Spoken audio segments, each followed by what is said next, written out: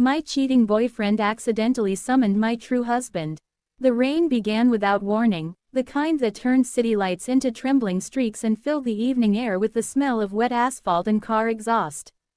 Lina Park stood beneath the awning of the cafe, her umbrella hanging uselessly at her side while water dripped from the edges of the roof and splashed against her shoes. Through the tall glass windows she could see them clearly. Ethan sat across the table from Mira. Myra's hand rested on Ethan's wrist. Not casually. Not the kind of touch friends shared while laughing over coffee. Her thumb moved slowly over his skin. Ethan did not pull away. For several seconds Lina simply watched. The world felt oddly quiet despite the rain hammering the street. A buzzing filled her ears, dull and constant. Mira leaned forward, saying something Lina could not hear. Ethan laughed. Then he reached across the table and kissed her. The buzzing vanished. Lina's fingers tightened around the umbrella handle until the metal frame creaked. She did not remember stepping forward, but suddenly the cafe door swung open and the bell above it rang. Both of them looked up. Myra's lipstick was slightly smeared. Ethan's face drained of color. "Lina," he said too quickly. This isn't." Mira jerked her hand back as though burned, though the delay had already ruined the performance. For a moment nobody spoke. The cafe smelled of roasted beans and damp coats. A barista behind the counter paused mid-movement, pretending to wipe the machine while watching from the corner of her eye. Lina walked to their table. Her wet umbrella left a thin trail of water on the floor. Mira attempted a smile that trembled at the corners. "You weren't supposed to. Ethan said you were working late tonight." Lina looked at her. Really looked. They had known each other since university. Mira had cried on Lina's shoulder after a breakup 3 years ago.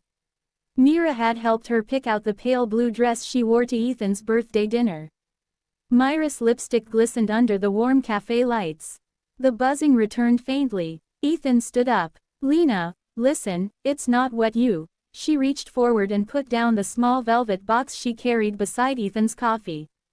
The one he had given her 2 weeks ago. "Happy anniversary," he had said, smiling nervously as she opened it. "It's antique. The seller told me it's from a private collection." Inside had been a ring unlike anything she had seen before. Dark silver twisted into elaborate patterns, set with a deep red stone that looked almost black in dim light. It had felt strangely warm when she slid it on. Now Lina turned the ring slowly between her fingers. "From a private collection," she repeated. Ethan swallowed. "Yeah, I thought you'd like it." Mira avoided Lina's eyes. Something small and brittle snapped somewhere inside Lina's chest. She laughed once. Not loudly. Just enough to surprise everyone at the table. Then she placed the ring back in the box, closed the lid, and set it down. "You know," she said calmly, "I spent 2 hours today helping Mira pick out a birthday gift for you." Myra's face flushed bright red. Ethan opened his mouth. No words came out. Lina looked at both of them for a long moment. Rain drummed harder against the windows, blurring the outside world into streaks of gray. "Keep it," she said softly. She pushed the velvet box toward Ethan. Then she turned and walked out. The rain soaked through her coat within minutes. Lina did not bother opening the umbrella. The city around her roared with traffic and water rushing along the gutters. Neon signs flickered against puddles that reflected distorted colors across the pavement. Her chest felt tight, not sharp. Just heavy, like breathing through thick cloth. She kept walking until the cafe disappeared behind a row of buildings. Only then did she stop.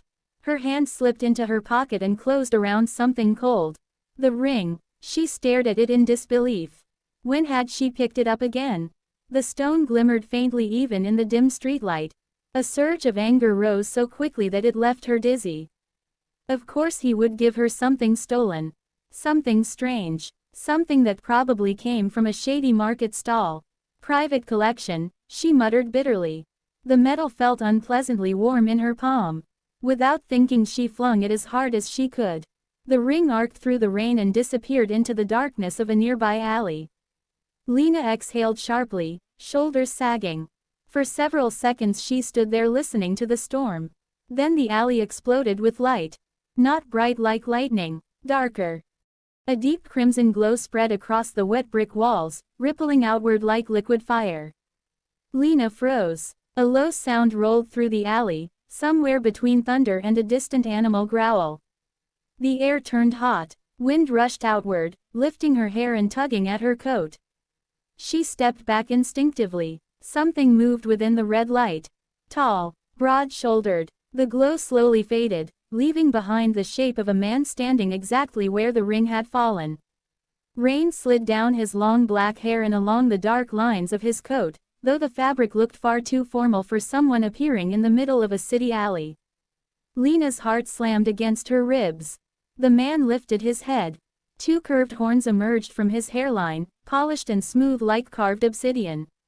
His eyes were the same color as the ring's stone. They rested on her calmly. For a moment neither of them spoke. Water dripped from the alley fire escape above them. A car honked somewhere down the street. The man studied her face with quiet attention, as though comparing it to a memory. Then he inclined his head slightly. "My wife," he said. Lina stared at him. Rain trickled down her neck. "I'm sorry," she said weakly. He stepped forward. The movement was fluid and unhurried, yet the space between them vanished almost instantly. Up close he seemed even taller.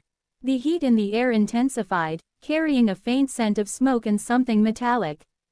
"You threw the summoning ring," he said. His voice was deep, smooth, and disturbingly composed. "That activates the contract." Lina blinked. "Contract?" "Yes." He crouched slightly and retrieved the ring from the puddle beside his foot. The metal looked completely dry in his hand despite the rain.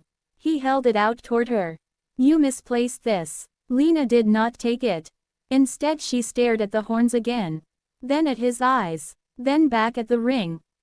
Her brain felt several steps behind the situation.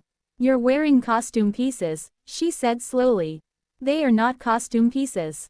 You're a street performer." "I am not." "Then your hallucination," she muttered. His expression did not change. He waited patiently. The rain soaked through Lina's hair and down her face. Finally she rubbed both hands over her eyes and let out a shaky laugh. "This is ridiculous." "Yes," the man agreed mildly. "Your former partner made a series of extremely poor decisions." Lina looked up. "Former partner?" "The man who acquired the ring and presented it to you." He turned the metal band between his fingers. "He stole it from a sealed artifact auction." Lina's mouth opened, closed again. "How would you know that?" "Because it belongs to me." A long silence followed. The man straightened to his full height and slipped the ring onto Lina's finger before she could react. The metal tightened slightly, settling comfortably against her skin. Warmth spread up her hand. "There," he said. "Wait." She tried to pull it off, but the ring refused to budge. The man watched calmly. "You are my spouse," he continued, as though discussing ordinary paperwork. 5 centuries ago we entered a soul contract." Lina stared at him. Rainwater dripped from the end of her nose. "Absolutely not," she said. "You may not recall it yet. I definitely would. You have lived several human lifetimes since then." She pressed both palms against her face. "This is a prank," she groaned. "No." He folded his arms. "Your previous incarnation insisted the contract remain valid across mortal cycles." Lina lowered her hands slowly. "You expect me to believe I married a—" She gestured helplessly at his horns. "Whatever you are."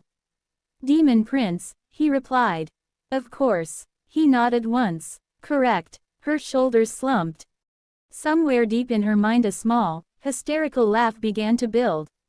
The rain softened slightly, turning into a steady drizzle.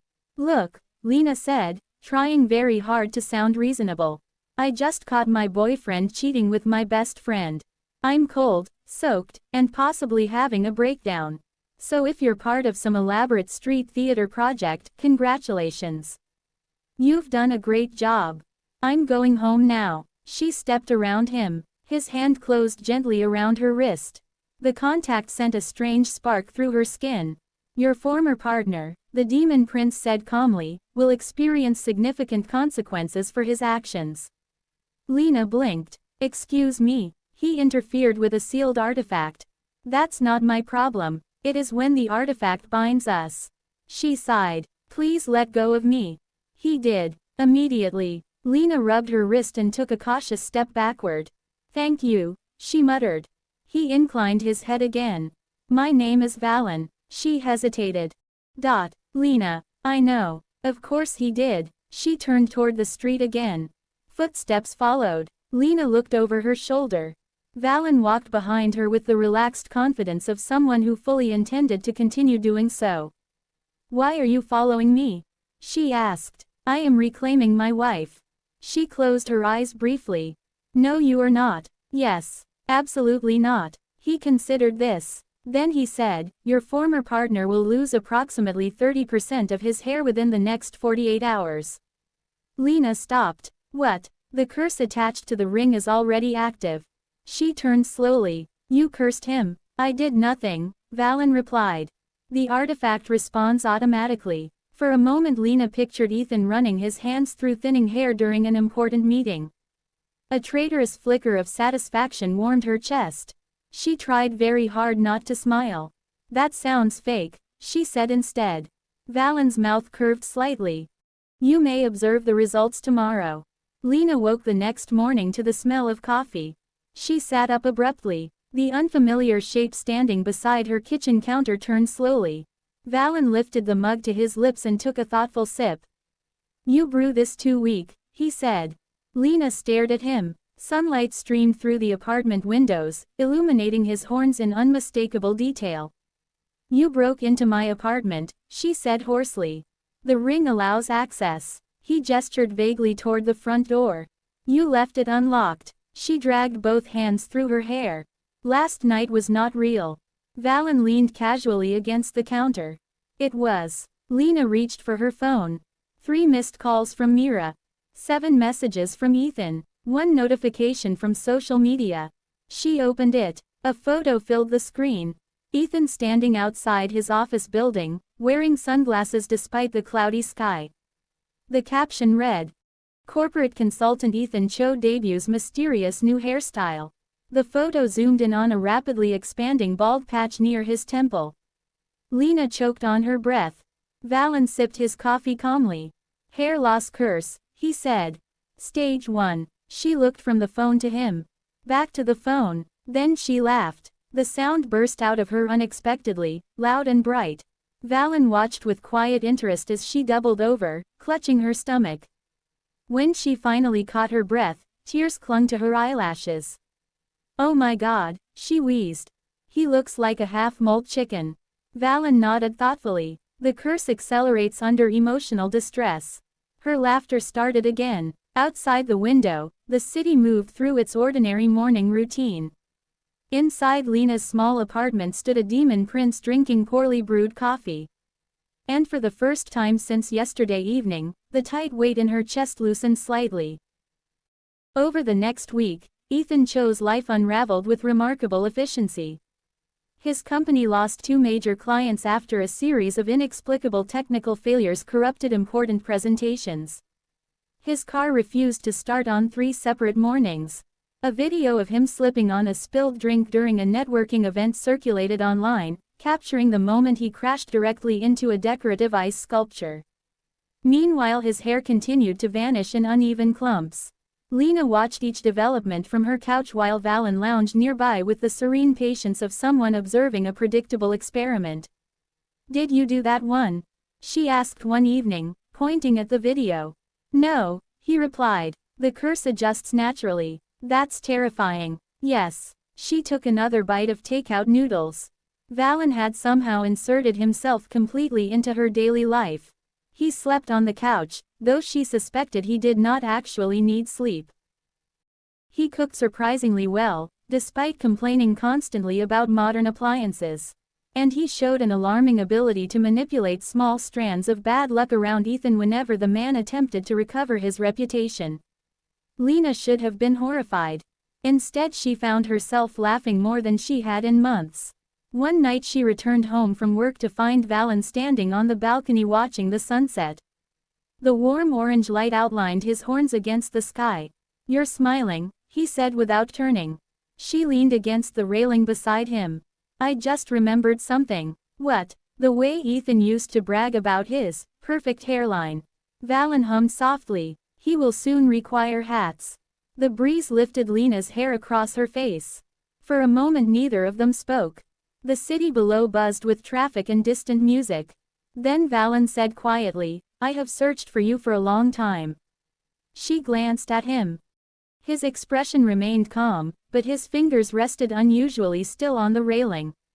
How long? She asked. Several centuries. Lina exhaled slowly. That sounds exhausting. It was. She studied his profile in the fading light. The demon prince who appeared in her alley had since learned how to operate a microwave and complain about streaming services. He still carried himself with quiet composure. Yet sometimes she noticed the way his gaze lingered on her face, as though committing small details to memory. Do you remember the contract? She asked. Clearly. And I don't. Not yet. He turned toward her. The evening breeze stirred the faint scent of smoke that always clung to him. You signed it willingly. Lina considered that. Was I drunk? Valen's mouth twitched. No. Well, she said lightly, my past self had questionable judgment. For a brief second something flickered in his eyes. Then it vanished. You were very stubborn, he said.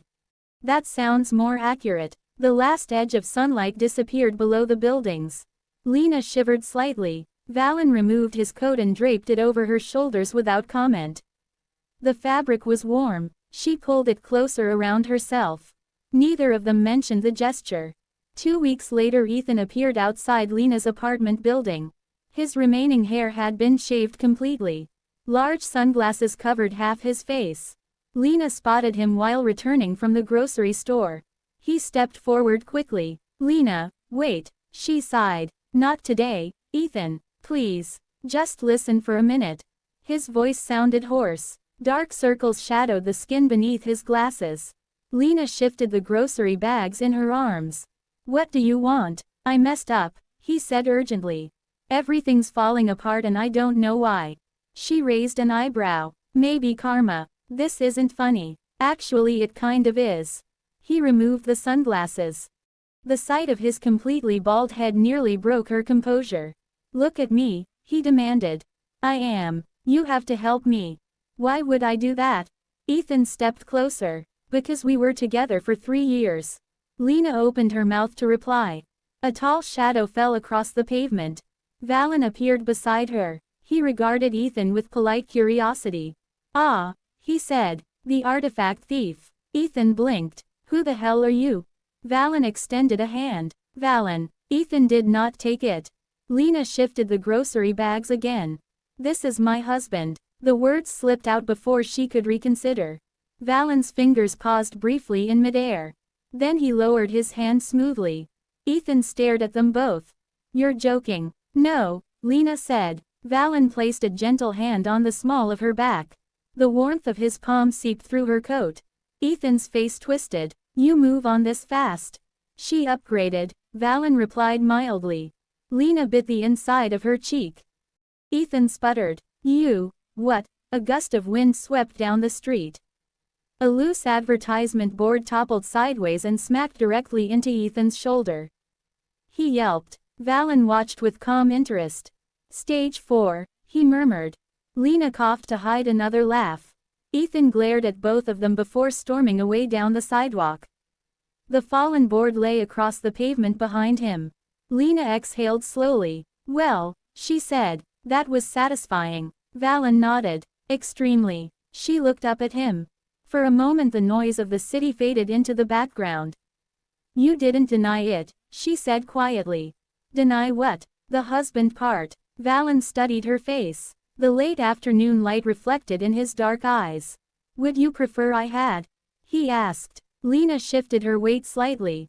The grocery bags rustled. Number, she admitted. He took the bags from her hands without comment. Together they walked toward the apartment building. Their shoulders brushed once on the way inside. Neither of them stepped away, and